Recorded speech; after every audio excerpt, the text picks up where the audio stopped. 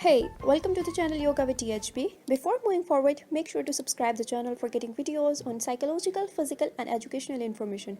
And if you're already a subscriber, then click the little bell icon next to the subscribe button so you get notified of our future videos.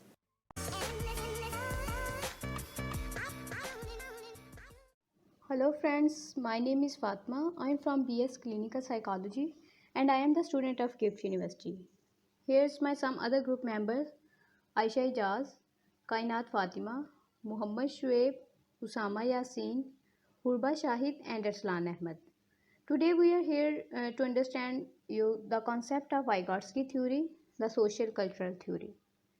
Vygotsky argues the social dimension of consciousness is primary in time and in fact.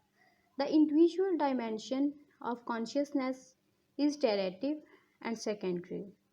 The work of social cultural theory is to explain how individual mental functioning is related to cultural, institutional, and historical context. Hence, the focus of social cultural perspective is on the role that participation in social interaction, organized activities play in influencing psychological development. वाइगॉट्स्की की ये social cultural theory psychology में एक इन्वर्जेंट theory है. It is related to society. So social interaction play an important role in learning. ये theory लोगों और उनकी सोसाइटी में जो एक इंट्रैक्शन है उस पे स्ट्रेस देती है.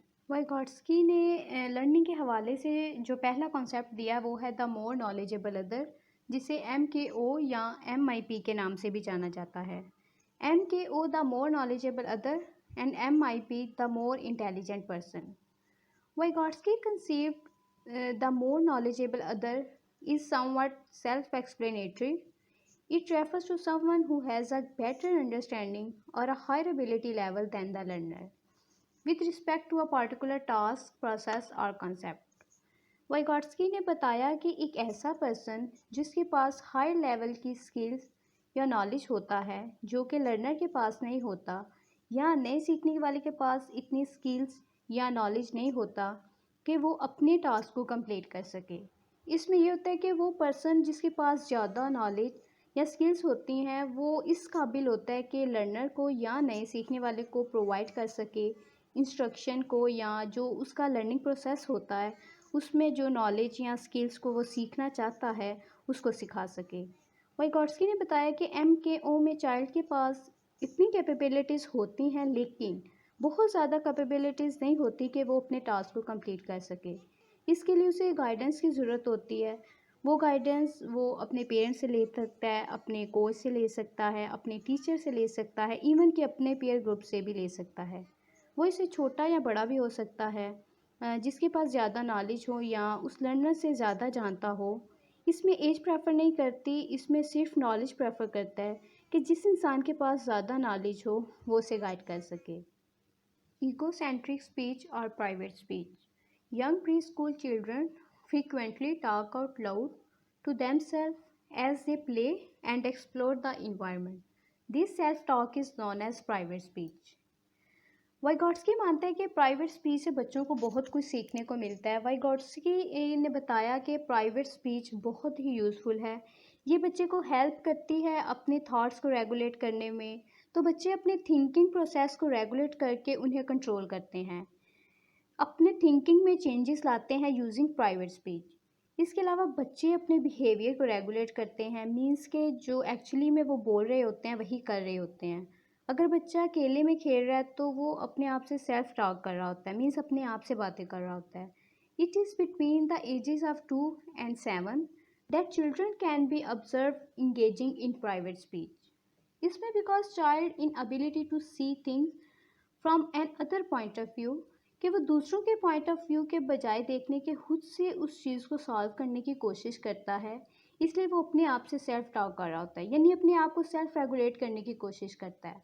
अगर बच्चे को कोई टास्क दिया जाता है तो उसमें जो प्रॉब्लम्स आती हैं तो वो खुद से उन्हें सॉल्व करता है, मीन सेल्फ गाइड और सेल्फ इंस्ट्रक्शन के ज़रिए.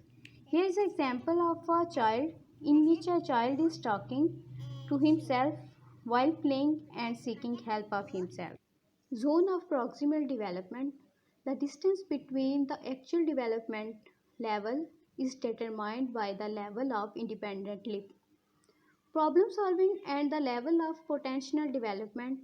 ये वाइगॉट्स्की का बहुत ही इम्पॉर्टेंट कॉन्सेप्ट है।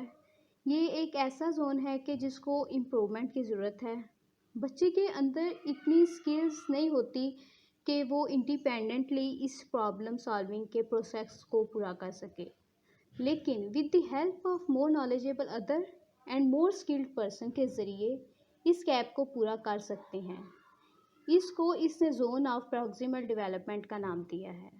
जोन ऑफ प्रॉक्सिमल डेवलपमेंट की 3 स्टेजेस हैं। First the stage the task can not accomplish with assistance, कि कुछ ऐसे टास्क भी होते हैं कि जो लर्नर के जीबीटी से आउटसाइड होते हैं, इसमें वो अनएबल होता है कि इसको कंप्लीट कर सके। इवन कि किसी एक्सपर्ट की हेल्प के साथ भी इसमें कहा जाता है कि लर्नर के पास इतनी कैपेबिलिटी नहीं होती कि वो उसको कर सके, कि जो एक्सपर्ट होता है वो डिक्रीज़ कर देता है इसकी लेवल ऑफ डिफ़िकल्टी को। इसके लिए ऐसे टास्क को ढूंढता है कि जो अप्रोप्रिएट हो इसके जीपीटी के मुताबिक। The task a learner can accomplish with assistance, the task that a learner can accomplish with the help of any expert, which means a learner जो किसी टास्क को पूरा करने के लिए एक्सपर्ट की मदद ले। वो एक्सपर्ट जिसे पहले से वो काम आता हो या उसने पहले ये काम किया हो। लाइक वीडियो में ये दिखाया जा रहा है कि लर्नर ऐसी स्किल्स एक्सपर्ट से सीखता है जिसे सीखने के बाद वो अपने टास्क को कंप्लीट कर सकता है। जोन ऑफ प्रॉक्सिमल डेवलपमेंट की जो 3rd स्टेज है वो है the task a learner can accomplish without assistant, कि लर्नर इतना एबल होता है कि वो अपना काम इंडिपेंडेंटली कंप्लीट कर सकता है। इसके लिए स्किल्स ऑफ सच रिक्वायर होता है जिसके ऊपर वो खुद से काम करता है। वो अपने टास्क को कंप्लीट करने के लिए उसको किसी एक्सपर्ट की ज़रूरत नहीं होती। तो जब लर्नर इस स्टेज पे पहुंचता है कि जो एक्सपर्ट होता है वो उसके काम की डिफ़िकल्टी को मज़ीद बढ़ा देता है ताकि वो अपने लर्नर को मज़ीद इनकरेज कर सके for the further learning. Scaffolding adult from sport. Scaffolding में बच्चे को टेम्परेरी सपोर्ट दी जाती है ताकि वो अपने गोल को अचीव कर सके।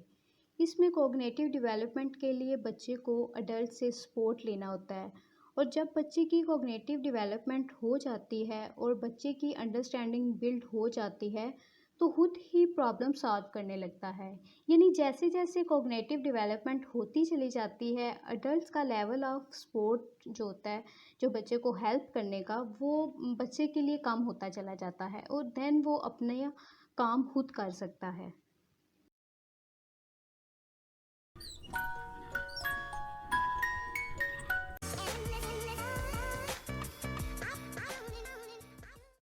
Hello friends, my name is Fatma. I am from BS Clinical Psychology and I am the student of GIFT University. Here's my some other group members: Aisha Ijaz, Kainat Fatima, Muhammad Shuaib, Usama Yasin, Hurba Shahid and Arslan Ahmed.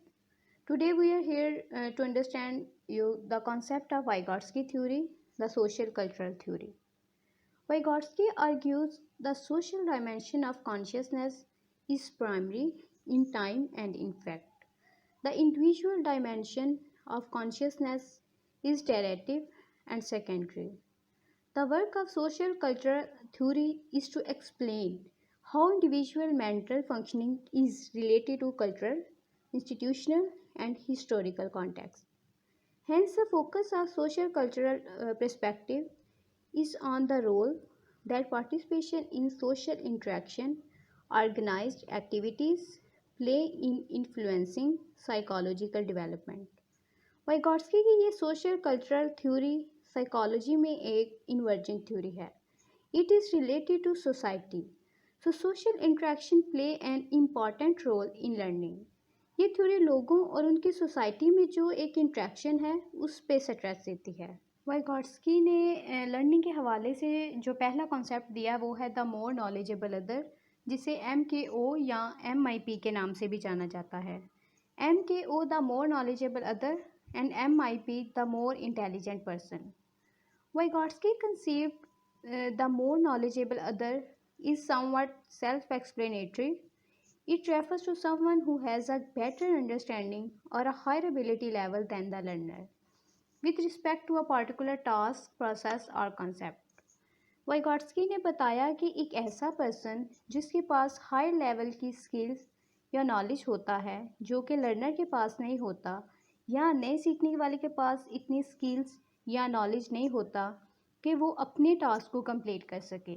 इसमें ये होता है कि वो person जिसके पास ज़्यादा knowledge या skills होती हैं वो इस काबिल होता है कि लर्नर को या नए सीखने वाले को प्रोवाइड कर सके इंस्ट्रक्शन को, या जो उसका लर्निंग प्रोसेस होता है उसमें जो नॉलेज या स्किल्स को वो सीखना चाहता है उसको सिखा सके। वाइगॉट्स्की ने बताया कि MKO में चाइल्ड के पास इतनी कैपेबिलिटीज़ होती हैं लेकिन बहुत ज़्यादा कैपेबिलिटीज़ नहीं होती कि वो अपने टास्क को कंप्लीट कर सके। इसके लिए उसे गाइडेंस की ज़रूरत होती है। वो गाइडेंस वो अपने पेरेंट्स से ले सकता है, अपने कोच से ले सकता है, अपने टीचर से ले सकता है, इवन कि अपने पीयर ग्रुप से भी ले सकता है। वो इसे छोटा या बड़ा भी हो सकता है, जिसके पास ज़्यादा नॉलेज हो या उस लर्नर से ज़्यादा जानता हो। इसमें एज प्रेफर नहीं करती, इसमें सिर्फ नॉलेज प्रेफर करता है कि जिस इंसान के पास ज़्यादा नॉलेज हो वो उसे गाइड कर सके। Egocentric speech or private speech. Young preschool children frequently talk out loud to themselves as they play and explore the environment. This self-talk is known as private speech. वाइगॉट्स्की मानता है कि प्राइवेट स्पीच से बच्चों को बहुत कुछ सीखने को मिलता है। वाइगॉट्स्की ने बताया कि प्राइवेट स्पीच बहुत ही यूज़फुल है। ये बच्चे को हेल्प करती है अपने थॉट्स को रेगुलेट करने में। तो बच्चे अपने थिंकिंग प्रोसेस को रेगुलेट करके उन्हें कंट्रोल करते हैं, अपने थिंकिंग में चेंजेस लाते हैं यूजिंग प्राइवेट स्पीच। इसके अलावा बच्चे अपने बिहेवियर को रेगुलेट करते हैं, मीन्स के जो एक्चुअली में वो बोल रहे होते हैं वही कर रहे होते हैं। अगर बच्चा अकेले में खेल रहा है तो वो अपने आप से सेल्फ टॉक कर रहा होता है, मीन्स अपने आप से बातें कर रहा होता है। It is between the ages of 2 and 7 that children can be observed engaging in private speech. इसमें because child in ability to see things from N other point of view, कि वो दूसरों के पॉइंट ऑफ व्यू के बजाय देखने के खुद से उस चीज़ को सॉल्व करने की कोशिश करता है, इसलिए वो अपने आप से सेल्फ टॉक कर रहा होता है, यानी अपने आप को सेल्फ रेगुलेट करने की कोशिश करता है। अगर बच्चे को कोई टास्क दिया जाता है तो उसमें जो प्रॉब्लम्स आती हैं तो वो खुद से उन्हें सॉल्व करता है, मीन सेल्फ गाइड और सेल्फ इंस्ट्रक्शन के ज़रिए। Here is an example of a child in which a child is talking to himself while playing and seeking help of himself. Zone of proximal development. The distance between the actual development level is determined by the level of independent problem solving and the level of potential development. ये वाइगॉट्स्की का बहुत ही important concept है। ये एक ऐसा zone है कि जिसको इम्प्रूवमेंट की ज़रूरत है। बच्चे के अंदर इतनी स्किल्स नहीं होती कि वो इंडिपेंडेंटली इस प्रॉब्लम सॉल्विंग के प्रोसेस को पूरा कर सके, लेकिन with the help of more knowledgeable other and more skilled person के ज़रिए इस गैप को पूरा कर सकते हैं। इसको इसने जोन ऑफ प्रॉक्सिमल डेवलपमेंट का नाम दिया है। जोन ऑफ प्रॉक्सिमल डेवलपमेंट की 3 स्टेजेस हैं। First the stage the task can not accomplish with assistance, कि कुछ ऐसे टास्क भी होते हैं कि जो लर्नर के जीबीटी से आउटसाइड होते हैं, इसमें वो अनएबल होता है कि इसको कंप्लीट कर सके, इवन कि किसी एक्सपर्ट की हेल्प के साथ भी। इसमें कहा जाता है कि लर्नर के पास इतनी कैपेबिलिटी नहीं होती कि वो उसको कर सके, कि जो एक्सपर्ट होता है वो डिक्रीज़ कर देता है इसकी लेवल ऑफ डिफ़िकल्टी को। इसके लिए ऐसे टास्क को ढूंढता है कि जो अप्रोप्रिएट हो इसके जीबीटी के मुताबिक। The task a learner can accomplish with assistance. The task that a learner can accomplish with the help of any expert, which means a learner जो किसी टास्क को पूरा करने के लिए एक्सपर्ट की मदद ले। वो एक्सपर्ट जिसे पहले से वो काम आता हो या उसने पहले ये काम किया हो।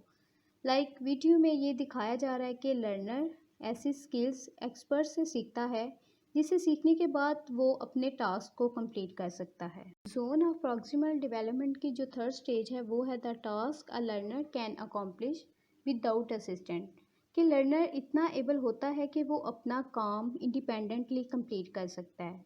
اس کے لیے اسکلس آف سچ ریکوائر ہوتا ہے جس کے اوپر وہ خود سے کام کرتا ہے.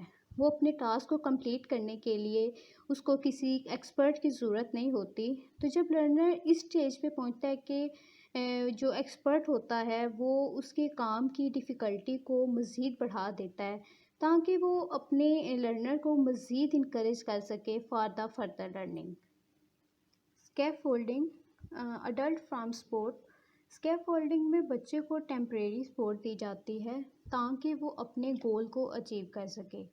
اس میں کوگنیٹیو ڈیولپمنٹ کے لیے بچے کو اڈلٹ سے سپورٹ لینا ہوتا ہے، اور جب بچے کی کوگنیٹیو ڈیولپمنٹ ہو جاتی ہے اور بچے کی انڈرسٹینڈنگ بلڈ ہو جاتی ہے تو خود ہی پرابلم سالو کرنے لگتا ہے.